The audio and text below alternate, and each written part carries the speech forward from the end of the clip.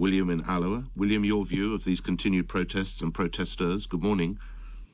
Good morning, Nick. I think a lot of these protesters are members of what I would call the gullible gang. And I think one of the things that the media ought to discuss, but they don't really discuss, is that a lot of the stuff that we see that comes out from the Middle East is propaganda on both sides.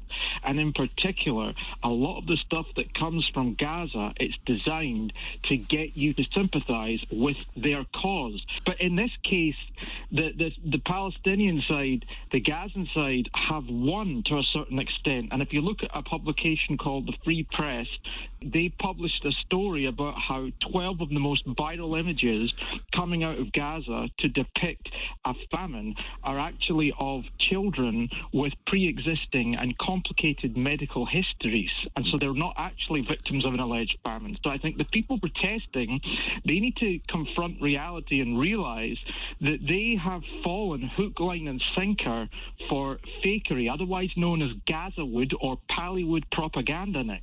All right.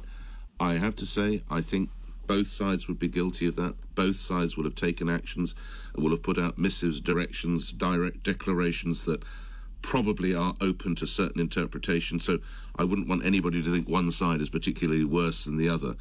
The one thing that we can possibly hope is that, as we say, we inch towards this exchange of the hostages being freed and, of course, the prisoners or hostages, whichever you want to call them, from Israel as well.